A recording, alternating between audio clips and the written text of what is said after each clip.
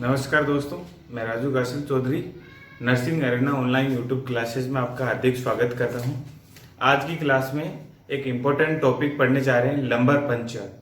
Lumbar puncture that means जो lumbar region है, उस लंबर रीजन में एक नीडल इंसर्ट करके वहाँ से सीएसएफ सेरिब्रो स्पाइनल फ्लूइड जो कि ब्रेन और स्पाइनल कॉर्ड में बहता है, जैसा कि आप लोग जानते हो। तो इस सीएसएफ का है क्या लिया जाता है, सैंपल। क्या लिया जाता है, सैंपल। तो सीएसएफ की सेरिब्रो स्पाइनल फ्लूइड की सैंपलिंग के लिए लंबर रीजन में एक निडल इंसर्ट करके, और लंबर रीजन में कहा, ये लंबर है, लंबर रीजन होता है L1 से L5 तक, और लंबर रीजन में ये निडल डालेंगे, और निडल वो कहाँ पे जाएगी, सब अरेक्नोइड स्पेस में, सब अरेक्नोइड स्पेस। तो सब अरेक्नोइड स्पेस में जो फ्लूइड है उसमें का सैंपल, फ्लूइड कौन सा है, सीएसएफ, उसका सैंपल लेना क्या कहलाता है, लंबर पंचर। तो अपन डेफिनेशन की अगर बात करें, it is a process where needle are inserted into sub arachnoid space to drain out CSF. तो इसकी डेफिनेशन की बात करें, क्या है, it is a process in which LP lumbar puncture needle, LP needle inserted into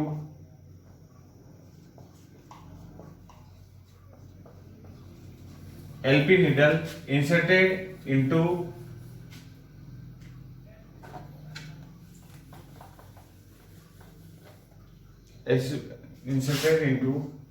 subarachnoid space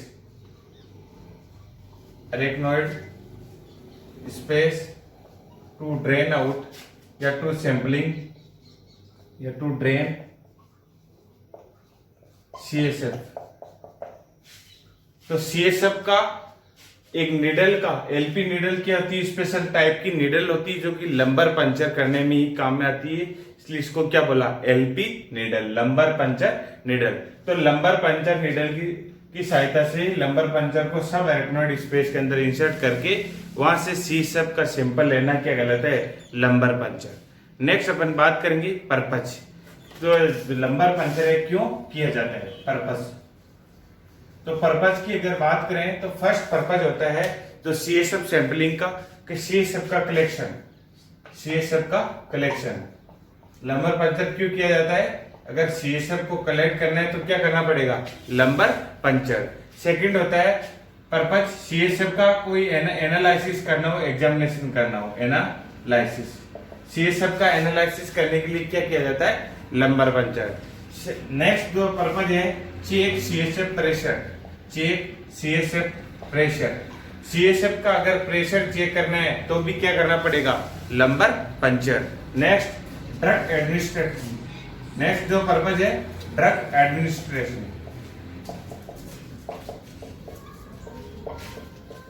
drug administration का means है ऐसी कोई मेडिसिन या ड्रग्स जिनको डायरेक्टली एडमिनिस्टर करना इनटू द ब्रेन की जो फ्लूइड के अंदर। जो ब्रेन का फ्लूइड कौन सा है, सीएसएफ की अपन ने बात कर ली थी। सीएसएफ फ्लूइड क्या है, सेरिब्रो स्पाइनल फ्लूइड, किसके द्वारा बनता है, कोरॉइड प्लेक्सिस, और इसका फ्लो है। तो उस डायरेक्ट अगर ब्रेन के अंदर कोई मेडिसिन को इंसर्टेड करना है, एडमिनिस्टर करना है, तो किसमें लगाएंगे, सीएसएफ में, और सीएसएफ में फ्लो के साथ ब्रेन में वो मेडिसिन है वो क्या हो जाएगी, सर्कुलेट। नेक्स्ट होता है जो इसका पर्पज है स्पाइनल एनेस्थेसिया। स्पाइनल एनेस्थेसिया का मीन्स ये है, इसको बोलते हैं एसए। क्या बोलते हैं, एसए। तो ये किसमें काम आता है, सर्जरी में। किसमें काम आता है, सर्जरी कौन सी, लोअर एब्डोमिनल सर्जरी। लंबर जो स्पाइनल एनेस्थेसिया देते हैं, ऐसी कोई सर्जरी जो कि लोअर एब्डोमिनल एरिया में हो। लोअर एब्डोमिनल का मीन्स ये है, ब्लैडर की हो सकती है, वो प्रोस्टेट की हो सकती है, अपेंडिक्स की हो सकती है, इसके अलावा नेक ऑफ, फीमर, हिप्स, जी जो भी अम्बलाइकस रीजन से नीचे एरिया है उन सब में सेंसेशन लॉस करके कोई सर्जरी परफॉर्म करना क्या कहलाता है, स्पाइनल एनेस्थेसिया। तो पर्पज क्या है कि लंबर पंचर क्यों कर रहे हैं, या तो कोई सीएसएफ का कलेक्शन करना है, या उसका एनालिसिस के लिए रिपोर्ट सीएसएफ को ड्रेन आउट करना है, या प्रेशर चेक करना है, या कोई मेडिसिन डायरेक्ट ब्रेन के अंदर देनी है, या आपका स्पाइनल एनेस्थेसिया देना है, और लास्ट होता है माइलोग्राफी। माइलोग्राफी होता है मेनिंजेज की स्टडी, और मेनिंजेज में इरिटेशन की वजह से कई बार डिजीज कोज होती, तो मेनिंजेज की जो माइलोग्राफी है वो भी इस लंबर पंचर के द्वारा की जाती है। अब जो है क्वेश्चन कंपटीशन एग्जाम में किस प्रकार पूछा जाता है कि लंबर पंचर प्रोसीजर करते वक्त ब्रेन का कौन सा पार्ट है वो अफेक्ट होता है, नहीं, या कौन सा बॉडी का कौन सा पार्ट है वो अफेक्ट होता है। तो क्वेश्चन कैसा आएगा कि which organ is affected into lumbar puncture procedure, which organ is affected into lumbar puncture procedure. तो लंबर पंचर प्रोसीजर के अंदर कौन सा ऑर्गन है वो अफेक्ट होता है, तो आंसर क्या आएगा? ब्रेन, क्योंकि ब्रेन के अंदर सीएसएफ बन रहा है। तो अगर कोई लंबर पंचर के दौरान किसी भी प्रकार का इन्वेजिव प्रोसीजर है, इंफेक्शन अगर ब्रेन होगा तो ब्रेन में जाएगा, तो कौन सा ऑर्गन अफेक्ट होगा? ब्रेन। नेक्स्ट अपन बात करते हैं इंडिकेशन ऑफ लंबर पंचर, कि लंबर पंचर है वो किस किस में इंडिकेटेड होता है। दैट मीन्स ये तो पर्पज हो गई क्यों किया जाता है। इंडिकेशन का मतलब है कोई ऐसी डिजीज कंडीशन जिसके अंदर लंबर पंचर की आवश्यकता पड़ती है, लंबर पंचर है वो प्रोसीजर नीडेड होता है। नेक्स्ट अपन बात करेंगे इंडिकेशन।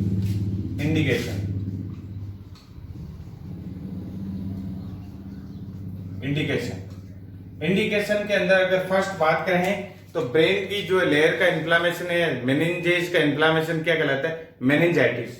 तो सबसे पहला इंडिकेशन होता है मेनिंजाइटिस में, और मेनिंजाइटिस का कंफर्मेटरी डायग्नोसिस करने के लिए क्या किया जाता है? सीएसएफ का एग्जामिनेशन। सेकंड है एनसेफेलाइटिस। एनसेफेलाइटिस का मतलब होता है इन्फ्लामेशन ऑफ एनसेफेलोन जो लेयर्स है उनका अगर इन्फ्लामेशन है, एनसेफेलोन जो एरिया है उसका अगर इन्फ्लामेशन कंफर्म टेस्ट करना है तो क्या करना पड़ेगा?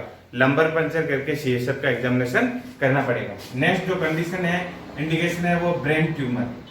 अगर ब्रेन के अंदर ट्यूमर है और ट्यूमर का भी अगर पता लगाना है तो सम केसेस के अंदर, क्योंकि ब्रेन ट्यूमर की वजह से पेशेंट है वो मेनिंजेट या brain nervous system related complain कर सकता है, तो उस कंडीशन में भी क्या किया जाता है? CSF examination. नेक्स्ट जो इंडिकेशन है ट्यूबरकुलोसिस। ट्यूबरकुलोसिस में कौन सी टीबी? ब्रेन की। आपने लंग्स की टीबी सुना होगा, तो इसी प्रकार इंटेस्टाइनल की भी टीबी होती है और ब्रेन की भी टीबी होती है। टीबी का मीन्स ये ट्यूबरकुलोसिस का जो है माइकोबैक्टीरियम ट्यूबरकुलोसिस का जो ऑर्गेनिज्म है जो कि टीबी कोज कर रहा है, वो ऑर्गेनिज्म ब्रेन तक पहुंच गया हो और ब्रेन में अपनी पैथोलॉजी क्रिएट कर रहा हो। दैट मीन्स कौन सी टीबी? Brain tube. तो ऐसी टीबी जो कि ब्रेन को अफेक्ट करी, अगर उसका डायग्नोसिस करना है तो क्या करना पड़ेगा? लंबर पंचर करके सीएसएफ को ड्रेन आउट करना पड़ेगा। नेक्स्ट बात करें फंगल और वायरल बैक्टीरियल इन्फेक्शंस। तो ब्रेन के अंदर वायरल इन्फेक्शन, वायरल मेनिंजाइटिस भी हो सकता है और बैक्टीरियल भी हो सकता है। तो वायरल और फंगल और बैक्टीरियल, इन सब अगर इन्फेक्शन का अगर पता लगाना है तो भी क्या करना पड़ेगा? Lumbar puncture. लंबर रीजन में नंबर एलपी नीडल से लंबर जो फ्लूइड है सीएसएफ उसको क्या करना पड़ेगा? एग्जामिनेशन के लिए भेजना पड़ेगा। जो लास्ट जो इंडिकेशन है न्यूरोडिजेनरेटिव डिजीज।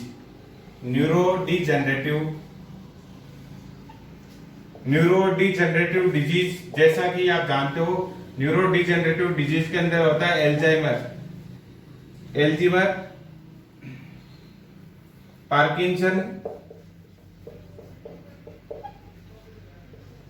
पार्किंसंस डिजीज, एक होती है एल्जाइमर डिजीज।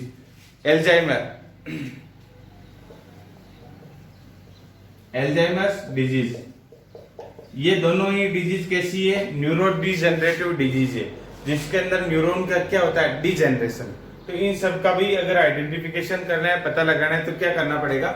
Lumbar puncture. ये तो हो गया इंडिकेशन का मतलब है कौन सी ऐसी कंडीशन है जिसके अंदर ये प्रोसीजर वो क्या होता है? इंडिकेटेड होता है। दैट मींस इन सब बीमारियों के अंदर ये जो प्रोसीजर है वो करना पड़ेगा। ये तो होगी इंडिकेशन। एक होता है कॉन्ट्रा इंडिकेशन। इंडिकेशन का मीन्स तो ये है इन सब डिजीज कंडीशन के अंदर एग्जामिनेशन के लिए ये प्रोसीजर करना पड़ेगा, लंबार पंचर। लेकिन कॉन्ट्रा इंडिकेशन का मीन्स ये है कि ऐसी कंडीशन जिसके अंदर ये प्रोसीजर नहीं कर सकते, वो क्या है, कॉन्ट्रा इंडिकेशन। तो नेक्स्ट अपन डिस्कस करने जा रहे हैं कॉन्ट्रा इंडिकेशन। नेक्स्ट क्या डिस्कस करने जा रहे हैं, कॉन्ट्रा इंडिकेशन। कॉन्ट्रा इंडिकेशन का मीन्स ये है ऐसी कंडीशन जिसके अंदर ये प्रोसीजर क्या होता है, कॉन्ट्रा इंडिकेटेड। कॉन्ट्रा इंडिकेटेड का मीन्स ये है वो नहीं कर सकते। क्या नहीं कर सकते, ये लंबार पंचर। नेक्स्ट जो है कॉन्ट्रा इंडिकेशन। कॉन्ट्रा इंडिकेशन के अंदर अगर बात करें तो फर्स्ट है इंक्रीज आईसीपी कंडीशन। अगर कोई पेशेंट है जिसका increase ICP intracranial pressure condition है, तो इंक्रीज आईसीपी अगर किसी का है, बढ़ा हुआ है आईसीपी इंट्राक्रैनियल प्रेशर, तो ही सीएसएफ का ट्रेन नहीं कर सकते। दैट मींस उस पर्सन में कॉन्ट्रा इंडिकेटेड होती है लंबर पंचर करना। क्या होता है, कॉन्ट्रा इंडिकेटेड। नेक्स्ट जो कंडीशन है हाइपरटेंशन। हाइपरटेंशन, इस अगर हाइपरटेंसिव को क्लाइंट है तो भी जो है लंबार पंचर है वो क्या होती है, कॉन्ट्रा इंडिकेशन। ब्रेडिकार्डिया, नेक्स्ट जो है ब्रेडिकार्डिया। और ब्रेडिकार्डिया का मीन्स होता है हार्ट रेट क्या होती है, बिलो 60 हार्ट रेट। HR का मतलब होता है हार्ट रेट। तो इस हार्ट की जो रेट है रिदम वो 60 से कम है तो ब्रेडिकार्डिया कंडीशन तब भी ये प्रोसीजर है नहीं किया जाता है। हाइपरटेंशन है तो भी नहीं किया जाता। अगर पर्सन में इंक्रीज आईसीपी कंडीशन है तो भी नहीं किया जाता। या साथ में ब्रेडिपनिया, जो लास्ट है वो है ब्रेडिपनिया। ब्रेडिपनिया का मतलब है रेस्पिरेशन रेट क्या है, वो बिलो नॉर्मल है। नॉर्मल से कम, नॉर्मल कितनी होनी चाहिए, 16-24। उससे भी अगर रेस्पिरेशन रेट कम है, दैट मींस पेशेंट को कार्डियो रेस्पिरेटरी प्रॉब्लम है, तो भी ये दोनों प्रॉब्लम है, मेजर प्रॉब्लम है, तो भी लंबार पंचर प्रोसीजर वो नहीं किया जाता है। दैट मींस कॉन्ट्रा इंडिकेटेड होता है। नेक्स्ट अपन बात करेंगे आर्टिकल्स की, कि जो ये प्रोसीजर सबसे पहले अपन देखा था डेफिनेशन, डेफिनेशन के बाद में देखा था पर्पस, पर्पस का मीन्स क्यों किया जाता है, इसके बाद में देखा था इंडिकेशन, और इंडिकेशन के बाद में कॉन्ट्रा इंडिकेशन। अब अपन बात करेंगे आर्टिकल्स, और आर्टिकल्स के बाद में बात करेंगे प्रोसीजर। तो नेक्स्ट अपन बात करने जा रहे हैं आर्टिकल्स ऑफ लंबर पंचर। अगर लंबर पंचर कर रहे हैं कोई नर्स या डॉक्टर के द्वारा परफॉर्म किया जाने वाला प्रोसीजर है, हार्डली असेप्टिक टेक्निक से इसका यूजेस किया जाता है। असेप्टिक टेक्निक्स की सहायता से प्रोसीजर किया जाता है। नेक्स्ट है आर्टिकल्स। आर्टिकल्स के अंदर अगर बात करें, सबसे पहले क्या चाहिए, ग्लव्स चाहिए, क्योंकि जैसा कि मैंने बताया कैसा प्रोसीजर है, असेप्टिक टेक्निक्स इसमें यूज करना है। असेप्टिक टेक्निक्स का इस्तेमाल करना है, और असेप्टिक टेक्निक्स के लिए आपके पास क्या होना चाहिए, स्टेराइल ग्लव्स। क्या, कैसे ग्लव्स, एक तो ग्लव्स आते हैं नॉर्मल एग्जामिनेशन, दूसरे आते हैं स्टेराइल। तो स्टेराइल ग्लव्स चाहिए इसके अंदर। सबसे फर्स्ट आर्टिकल स्टेराइल ग्लव्स के बाद में जो एरिया है उस एरिया को पेंट करने के लिए क्या चाहिए, बेटाडीन। क्या चाहिए, बेटाडीन। और बेटाडीन क्या होता है, एंटी माइक्रोबियल सॉल्यूशन होता है, जो कि सरफेस के ऊपर प्रेजेंट माइक्रो ऑर्गेनिज्म को क्या करने में, किल करने में काम आता है, बेटाडीन। नेक्स्ट बात करें बेटाडीन के बाद में, वो है स्टेराइल गोज। स्टेराइल गोज क्यों चाहिए, क्योंकि स्टेराइल गोज की सहायता से जब सैंपलिंग ले लेंगे, सैंपलिंग के बाद में जो है वापस गोज लगाना पड़ेगा, या ड्यूरिंग सैंपलिंग कोई अगर आपको क्लीन करना है उस साइट को, तो क्या चाहिए, स्टेराइल गोज।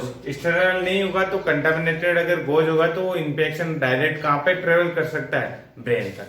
तो स्टेराइल गोज। नेक्स्ट आर्टिकल आपको चाहिए जो है 3 लेबल्ड सैंपल वाइल।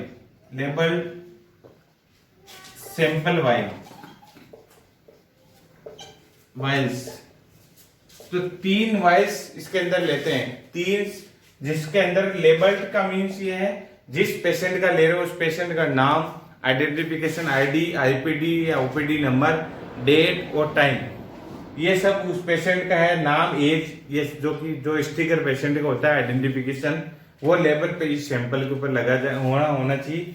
3 वाइल आपको लेनी है, 3 वाइल्स के अंदर सैंपल है सीएसएफ का लिया। आगे बताऊंगा मैं 3 क्यों लिए जाती है, या 2 क्यों नहीं ले रहे हैं, 4 क्यों नहीं ले रहे हैं। तो 3 वाइल, जो वाइल को क्या करना है, लेबल। नेक्स्ट है, नेक्स्ट आर्टिकल क्या चाहिए, आपने ग्लव्स ले लिया सेफ्टी टेक्निक्स के लिए, बेटाडीन ले ली क्लीनिंग के लिए, स्टेराइल गोज ले लिया और वाइल ले ली। अब क्या चाहिए, lumbar puncture needle, lumbar puncture needle, LP needle बोलते हैं इसको, क्या बोलते हैं, एलपी नीडल। तो एलपी नीडल चाहिए जिसकी सहायता से क्या होना चाहिए, प्रिक होगा, और प्रिक से क्या निकलेगा, प्रिक करने के बाद सीएसएफ ड्रेन होगा।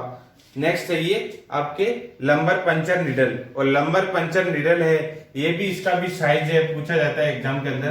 तो अडल्ट है तो चाहिए 22 गोज की, कितनी, 22 गेज, 22 गेज।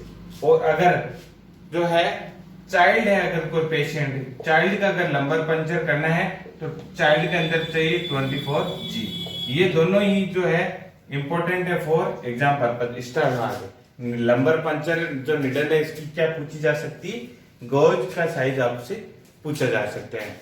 नेक्स्ट आपको आर्टिकल्स के अंदर अपन पढ़ रहे हैं। नेक्स्ट जो आर्टिकल है वो है artery forceps, artery forceps. Artery forceps क्यों चाहिए, कि आर्टरी फोर्सेप्स की सहायता से जो है कोई निडल को पकड़ना है या फिर गोज को अगर क्लीन करना है तो पेंटिंग करने के लिए आर्टरी फोर्सेप्स चाहिए। नेक्स्ट चाहिए 3-वे कैनुला, 3-वे कैनुला।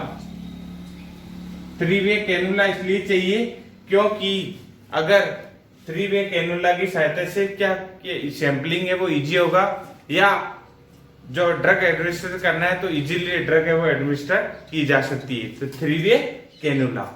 तो एलपी निडल, एलपी निडल की बात है तो एलपी निडल की नेक्स्ट एक और इसका इंपॉर्टेंट पॉइंट बात करें कि अगर एलपी निडल है, एलपी निडल को स्टेरिलाइज कैसे किया जाना चाहिए। एलपी निडल है, ये भी पूछा जाता है कंपटीशन एग्जाम। तो ये hot air oven, hot air oven के अंदर जो है इसका स्टेरिलाइजेशन किया जाता है। ये भी कंपटीशन से इंपॉर्टेंट क्वेश्चन बनता है कि जो लंबर पंचर निडल है इसको किस मेथड से स्टेरिलाइज करोगे।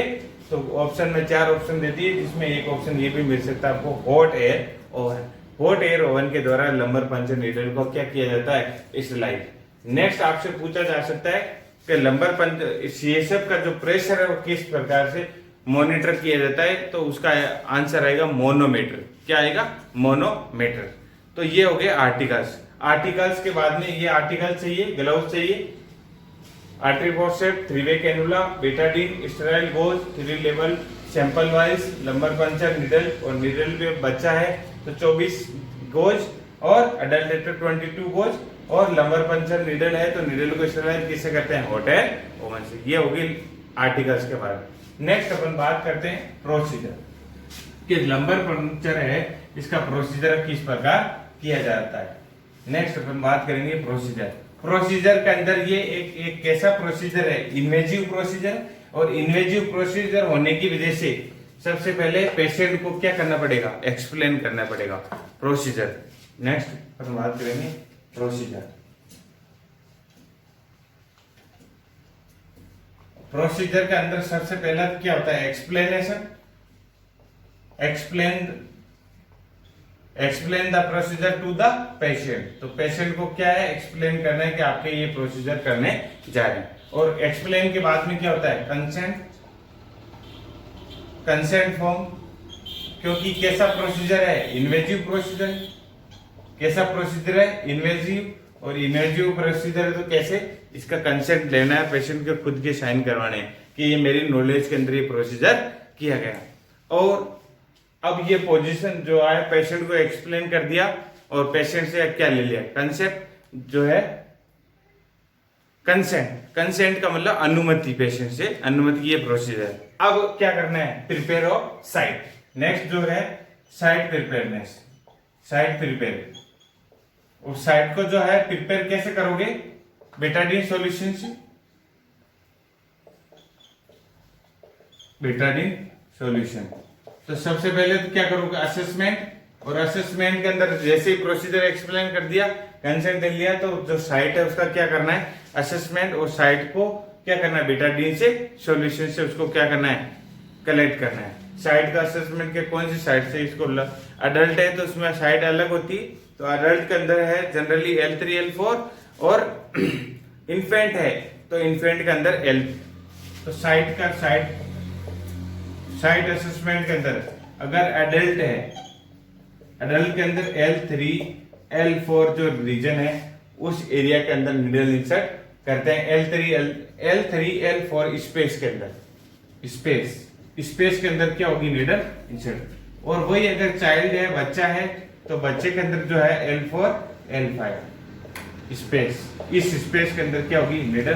तो ये भी स्टार मार्क क्वेश्चन है, एग्जाम के अंदर कई बार पूछा हुआ है क्वेश्चन है कि अगर लंबर पंचर में है वो अडल्ट में कौन से स्पेस में किया जाता है और चाइल्ड के अंदर कौन से स्पेस में किया जाता है। नेक्स्ट जो साइड असेसमेंट, उसके बाद में क्या होगी, क्लीनिंग, और क्लीनिंग के बाद में क्या है, जो तीन जो है सैंपल, तो नेक्स्ट है पोजीशन।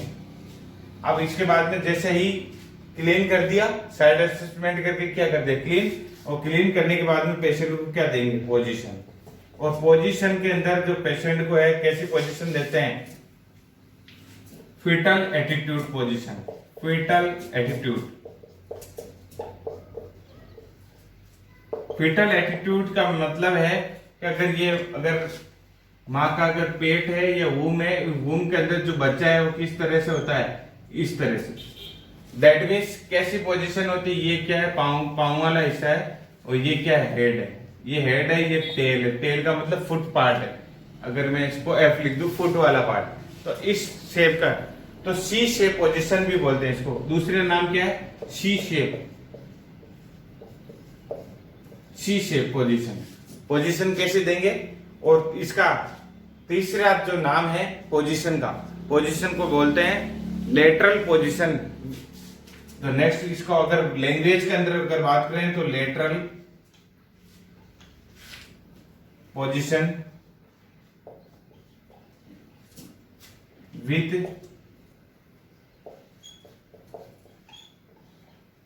हेड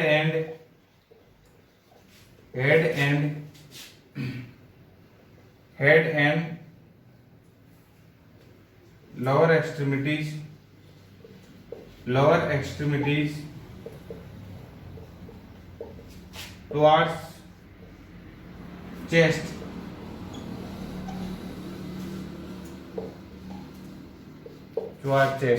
तो इसका मीन्स ये है पर्सन का जो नेक है वो चेस्ट की ओर, और पाँव भी चेस्ट की ओर, तो एक्सट्रीमिटीज भी चेस्ट की ओर और हेड भी चेस्ट की ओर। तो दोनों चेस्ट की ओर होगा तो पर्सन में किस पोजीशन में हो जाएगा, इस पोजीशन में।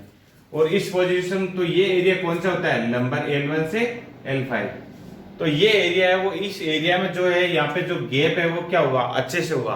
और गैप अगर बढ़ जाएगा सी पोजीशन देने से तो नीडल इजीली इंसर्टेड होगी। तो इसके अंदर आपसे ये भी इंपॉर्टेंट स्टार मार्क क्वेश्चन है कि लंबर पंचर के अंदर फीटल एटीट्यूड पोजीशन क्या होती है, सी शेप, ऐसी, या सी शेप बोलो, या लेटरल पोजीशन विथ हेड और लोअर एक्सट्रीमिटीज वो टुवर्ड्स चेस्ट, चेस्ट की ओर जो है एक्सट्रीमिटीज का ये होगा पोजीशन। और पोजीशन के बाद में क्या होता है, साइड सिलेक्शन।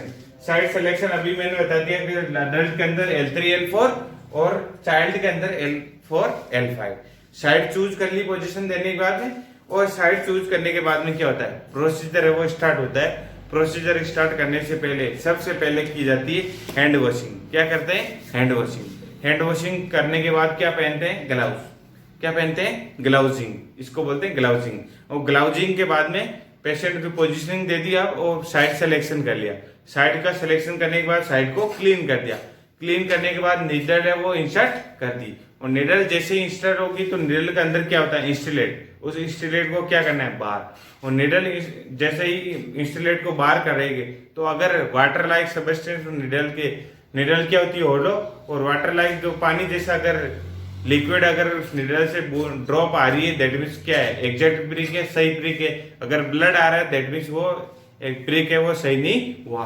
तो अगर जैसे ही लिक्विड अगर वाटर जैसी ड्रॉप आ रही है तो क्या करेंगे, 3-वे कैनुला उसको कनेक्ट कर देंगे। क्या कर देंगे, 3-वे कैनुला।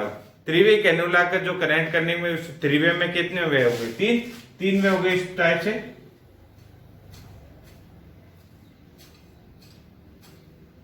इस टाइप। तो ये वाला तो एलपी नीडल से कनेक्ट हो गया, ये वाला तो एलपी से। इसके बाद में ये है, ये किससे कनेक्ट होगा? मोनोमीटर से। किससे कनेक्ट होगा? मोनोमीटर। मोनोमीटर क्या करता है? हाइड्रोमोनोमीटर इसका पूरा नाम है। हाइड्रोमोनोमीटर क्या करेगा? इस सीएसएफ का प्रेशर है वो उसका मेजरमेंट करेगा। और ये जो पोर्ट है, इस पोर्ट से क्या होगा? सैंपल। क्या लेते हैं? सैंपलिंग। तो एक पोर्ट तो कनेक्ट होगा हाइड्रोमीनोमीटर से जो कि सीएसएफ का प्रेशर मेजरमेंट करेगा, दूसरे वाले पोर्ट से क्या है? सैंपलिंग। तो एक बार मैं इसको रफ करके अच्छे से जो पूरा फ्लो चार्ट के रूप में आपको बताने जा रहा हूं। नेक्स्ट है प्रोसीजर।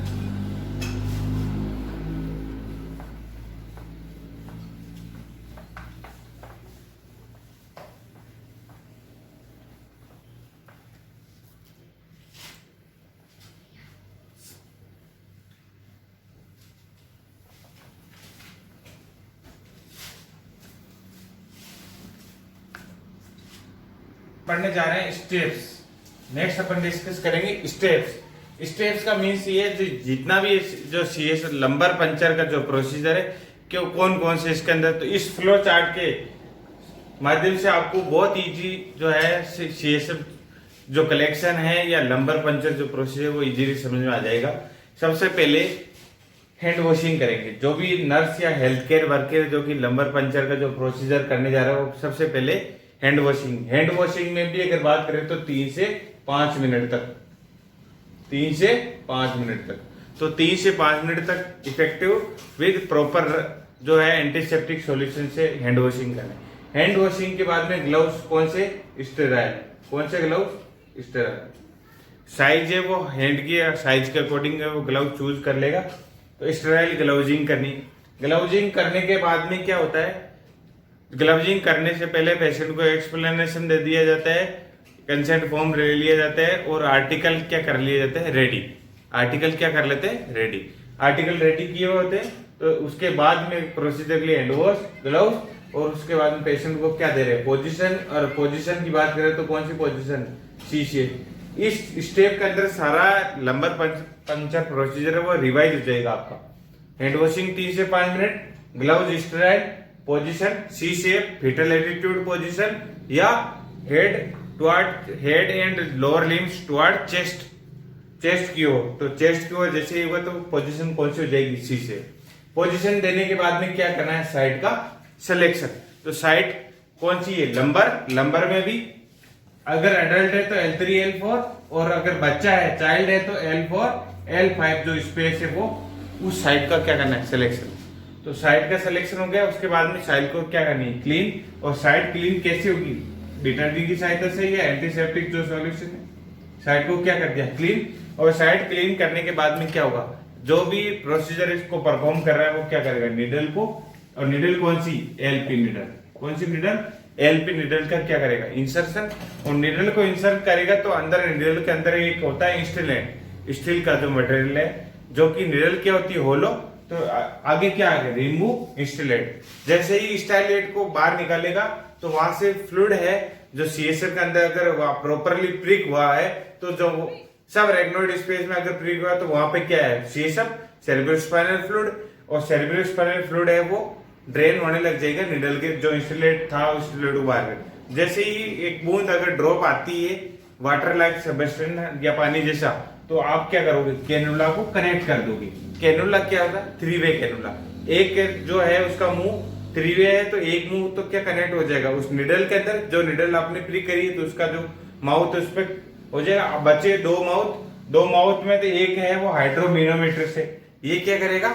जो पेशेंट है जो कि लंबर पंचर के लिए आया है उसका क्या करेगा? सीएसएफ का मॉनिटाइजेशन। सीएसएफ का प्रेशर कितना है?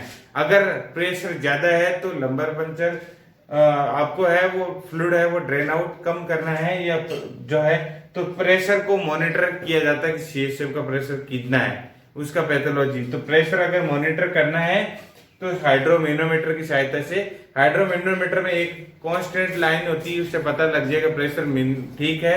अगर उससे अबव है अगर रीडिंग दैट मीन्स प्रेशर बढ़ा हुआ, आईसीपी बढ़ा हुआ। तो एक तो उससे कनेक्ट हो गया एक वे। तो दूसरा वे से कलेक्ट करेंगे सैंपल। अब सैंपल में भी मैंने बताई थी कितनी वाइट? तीन वाइल कौन कौन सी, उसको समझने के लिए मैं इधर रेड बॉक्स के अंदर आ जाइए आप। तीन वाइल कौन सी, कितनी वाइल, तीन। एक वाइल जिसके अंदर पेशेंट का सैंपल लेंगे, सैंपल का अगर अमाउंट की बात करें तो 6 से 10 ml। ये भी आपसे कम्पिटिटिव विषय में पूछा जा सकता है कि अमाउंट कितना लोगे या अमाउंट कितना है वो ड्रेन किया जाता है 6 से 10 ml, कितना 6 to 10 ml। तो आपने एक वाइल, ये है वाइल फर्स्ट, ये है वाइल सेकंड और ये है वाइल थर्ड। तो फर्स्ट वाइल के अंदर जो सैंपल लिया है वो यूज होगा उसका, उसमें उस वाइल के अंदर जो सीएस है उसके अंदर कौन सी सेल है, सेल काउंट्स कितनी है, उस पर्पज के लिए बैक्टीरिया का काउंटेशन करना है, वायरल का, फंगल का। तो सैंपलिंग वो सेल काउंट करना है, उसके लिए वो सैंपल लिया गया। सेकंड जो वाइल के अंदर सैंपल ले रहे हो उसका यूज है कि उस सैंपल के अंदर कितना प्रोटीन, ग्लूकोज या उसका मेजरमेंट करना है। स्पेशली प्रोटीन और ग्लूकोज का एस्टिमेशन करने के लिए सेकंड वाइल का सैंपलिंग ली जाता है। नेक्स्ट आता है थर्ड वाइल। थर्ड वाइल में जो सैंपलिंग ली जाती है वो है कल्चर स्टडी के लिए। किसके लिए, कल्चर स्टडी। कल्चर में भी ग्राम स्टेनिंग और कल्चर, ग्राम पॉजिटिव है या ग्राम नेगेटिव बैक्टीरिया है, उसका इन्फेक्शन कौन से ऑर्गेनिज्म का पता लगाने के लिए या कल्चर करने के लिए। तो इसलिए 3 वाइल में सैंपल लिए जाते हैं, क्योंकि ये कॉस्टली प्रोसीजर है और एसेप्टिक टेक्निक्स का इस्तेमाल करना है और ये रिस्की है, क्योंकि अगर प्रोसीजर प्रॉपरली तरीके से नहीं हुआ तो क्या हो सकता है, नर्व इंजरी हो सकती है। इसलिए एक ही बार में 3 सैंपल ले लिए। तो 3 सैंपल की सहायता से जो करना है, ग्लूकोज का करना है, प्रोटीन का करना है, तो ग्राम स्टेनिंग का करना है, तो 3 सैंपलिंग ली जाती है। सैंपलिंग ले ली। अब सैंपलिंग में भी जैसा कि मैंने बताया कि हाइड्रोमीनोमीटर क्या कर रहा है, प्रेशर मॉनिटर। तो नॉर्मल सीएसएफ का प्रोसीजर, ये भी क्वेश्चन है वो कॉम्पिटिटिव में पूछा जा चुका है और पूछा जा सकता है। ये भी यहाँ से क्वेश्चन बनता है कि सीएसएफ का प्रोसीजर प्रेशर है किसकी सहायता से मापा जा सकता है, हाइड्रोमीनोमीटर। ये भी यहाँ से क्वेश्चन बनता है कि 3 वाइल क्यों लेते हैं, क्या पर्पज होता है। तो 3 वाइल इसलिए लेते हैं सेल काउंट करने के लिए, ग्लूकोज प्रोटीन का एस्टिमेशन और ग्राम स्टेनिंग। बहुत सारे क्वेश्चन बनते हैं। साइड पोजीशन पे क्वेश्चन बना हुआ है, कई बार कई एग्जाम्स के अंदर पूछा हुआ क्वेश्चन है। इसके अलावा जो एलपी निडल है, इसका गोज है वो कितना होता है, ये भी एग्जाम के अंदर क्वेश्चन पुट अप हो सकता है यहाँ से। इसके अलावा आपका नॉर्मल जो सीएसएफ का प्रेशर है वो होता है mm ऑफ एजी में 5 to 15 mm of AG unit पे आपको ध्यान देना है। mm ऑफ एजी में अगर पूछे तो 5 से 15, और mm ऑफ एजी से अगर आपको H2O में पूछे, सेंटीमीटर ऑफ H2O, ये इंपॉर्टेंट है, अंडरलाइन कर रहा हूँ, ये इंपॉर्टेंट क्वेश्चन है।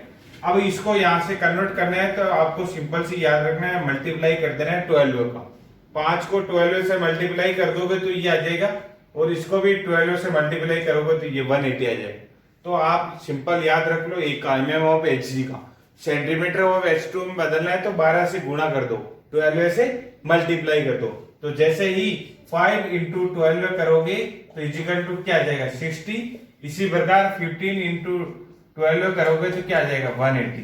तो ये क्या हो गया, ये दोनों cm of H2O, cm of H2O, centimetre of H2O के अंदर ये कन्वर्ट हो गया।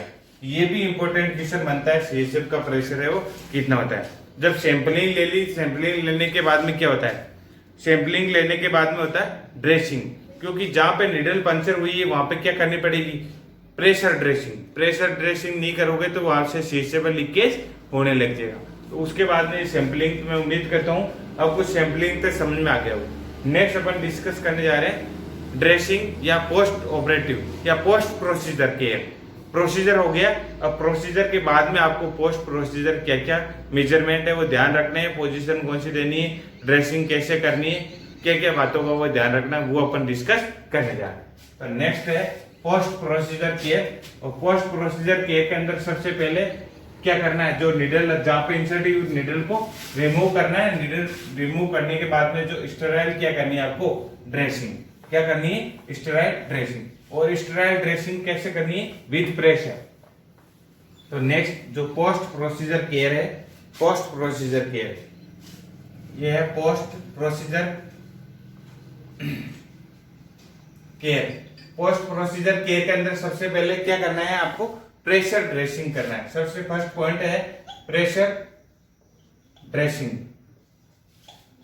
प्रेशर ड्रेसिंग इसलिए करना है कि ताकि वो जहां से पंचर हुआ है निडल की सहायता से वो पंचर प्रूफ हो, पंचर से वहां से कोई भी सीएसएफ लीकेज ना हो। और उसके बाद में नेक्स्ट आती है पोजीशन। अब पेशेंट को जो पोजीशन सी शेप में थोड़ी रखना है, वापस नॉर्मल पोजीशन में लाना है। और नॉर्मल पोजीशन में भी कौन सी पोजीशन देते हैं पेशेंट को? सुपाइन भी, फ्लैट सुपाइन पोजीशन लिख लो, फ्लैट सुपाइन। सुपाइन का मतलब उसको सीधा लेटाना है, फ्लैट सुपाइन पोजीशन। और फ्लैट सुपाइन पोजीशन इसलिए देते हैं जिस विदाउट पिल्लो। इस पेशेंट को ये प्रोसीजर, लंबर पंचर का प्रोसीजर होने के बाद पेशेंट को बिल्कुल सीधा लेटाना है और तकिया भी नहीं देना है, ये इंपॉर्टेंट है।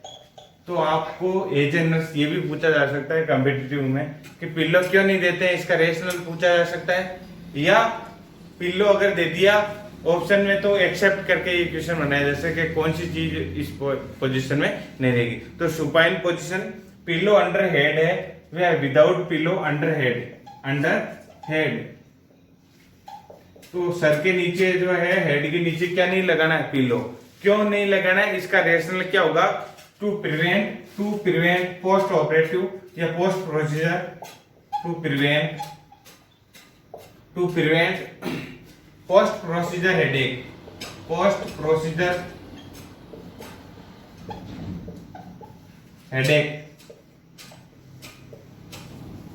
इसी प्रकार स्पाइनल एनेस्थेसिया देने के बाद जब पेशेंट वापस रिवर्ट में आता है तो भी पेशेंट को है एनेस्थेसिया, तो स्पाइनल लंबर से रिलेटेड कोई भी अगर प्रोसीजर हुआ तो पेशेंट को जो पिल्लो नहीं प्रोवाइड करवाना है, फ्लैट पोजीशन पे रखना है ताकि उसको हेडेक की कंप्लेन ना हो।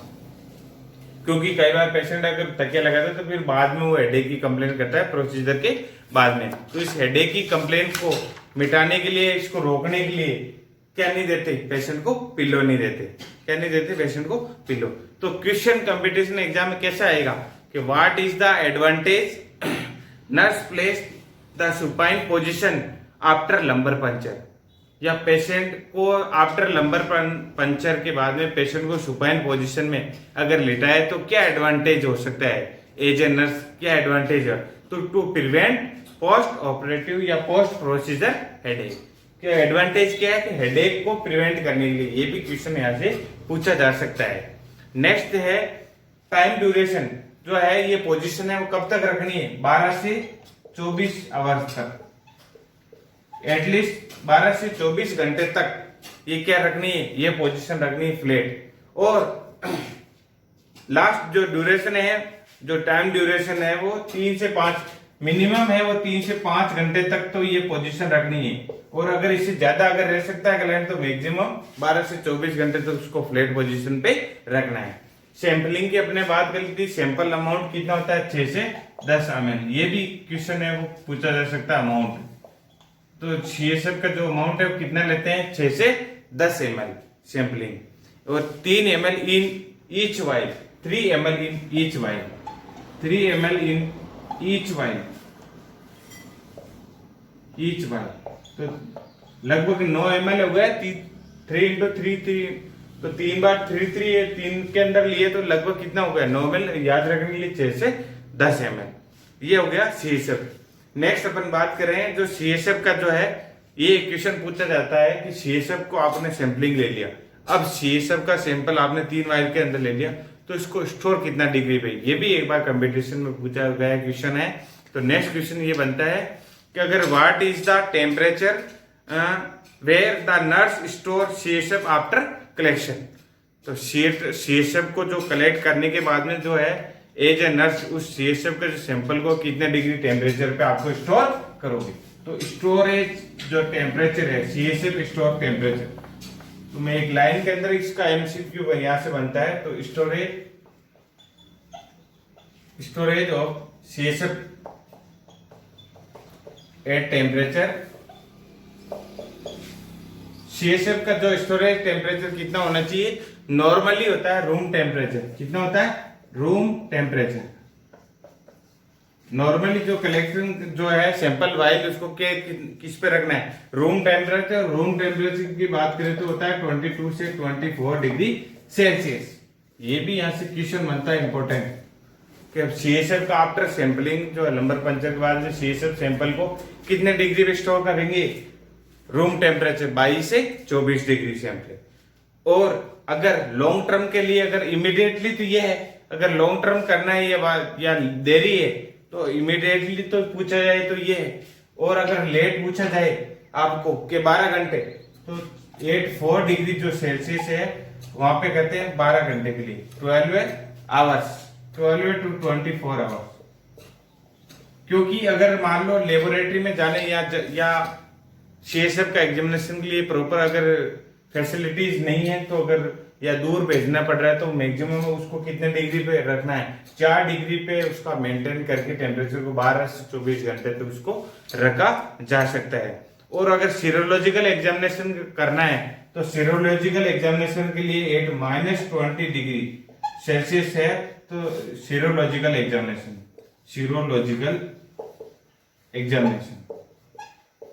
तो सीरोलॉजिकल एग्जामिनेशन के लिए स्टोरेज जो टेम्परेचर कितना है -20, और 12 से 24 घंटे के लिए स्टोरेज टेम्परेचर कितना है 4 डिग्री सेल्सियस, और immediately after collection of CSF 22 से 24 डिग्री सेल्सियस। तो ये सारे के सारे क्वेश्चन किससे बनते हैं, सीएसएफ से।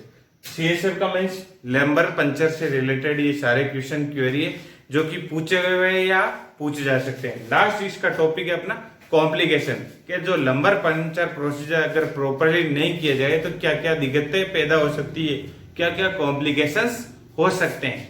नेक्स्ट अपन डिस्कस करने जा रहे हैं कॉम्प्लिकेशन।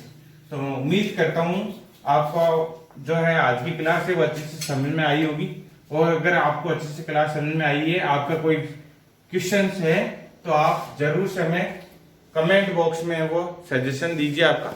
नेक्स्ट अपन बात करेंगे कॉम्प्लिकेशन। लास्ट है कॉम्प्लिकेशन।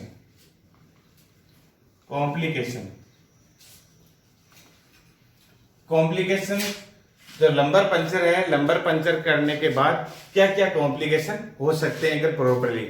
तो पेशेंट को सबसे पहले कॉम्प्लिकेशन तो ये हो सकती है हेडेक को जो हो सकता है पेशेंट हेडेक की कंप्लेन कर सकता है। हेडेक क्यों, क्योंकि अगर वो सुपाइन फ्लैट पोजीशन में नहीं रहा है या विदाउट पिल्लो है, वो उस जो इंस्ट्रक्शन है प्रॉपर फॉलो नहीं करे, उसने सेमी पोलर पोजीशन में रह गया पोस्ट प्रोसीजर, तो उस पेशेंट को क्या होगा, कॉम्प्लिकेशन हेडेक कंप्लेन कर सकता है। दूसरा कॉम्प्लिकेशन है लंबर पेन। पेशेंट के जहां पे इंजरी हुई है प्रिक की वजह से, वहां पे पेशेंट है लॉन्ग टर्म या काफी टाइम तक पेशेंट में लंबर पेन कॉज हो सकता है, लंबर पेन।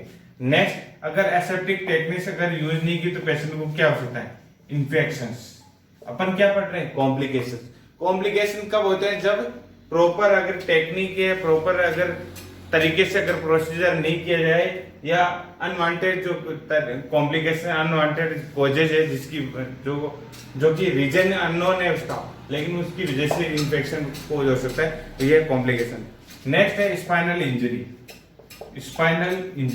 अगर प्रॉपरली अगर प्लेस नहीं है निडल तो spinal injury, nerve injury cause हो सकती है। और लास्ट जो है कॉम्प्लिकेशन है अगर ड्रेसिंग आपने लीकेज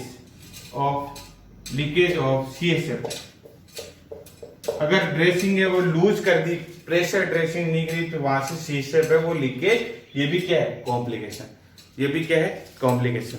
और इसके बाद में पेशेंट को क्या है, पोजीशन कौन सी देनी है, पोजीशन में देनी है उस पेशेंट को हेड लो पोजीशन,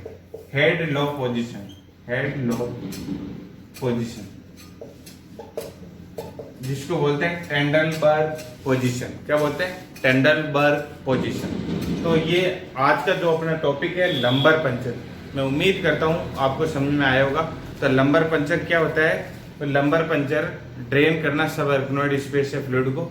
इसके बाद में अपन ने देखा था जो लंबर पंचर के purpose, indication, Contra indication, articles, procedure में भी एक्सप्लेनेशन, उसके बाद में साइड्स, उसके बाद में स्टेप्स के बाद में अपन जो है वेरियस जो एग्जाम में क्वेश्चन है पूछे जा सकते हैं, इन सब के बारे में अपन डिस्कस कर लिया। प्रेशर कितना होता है, हाइड्रोमेनोमीटर क्या होता है, इसके अलावा इसका जो है, तो आपसे आज के जो क्लास का ये क्वेश्चन है कि CSF का जो सैंपलिंग है, अगर CSF की सैंपलिंग का कलर, CSF का कलर अगर रेड है तो क्या हो सकता है, वो अगर टर्बिड है, CSF का जो कलर है टर्बिड है तो क्या हो सकता है।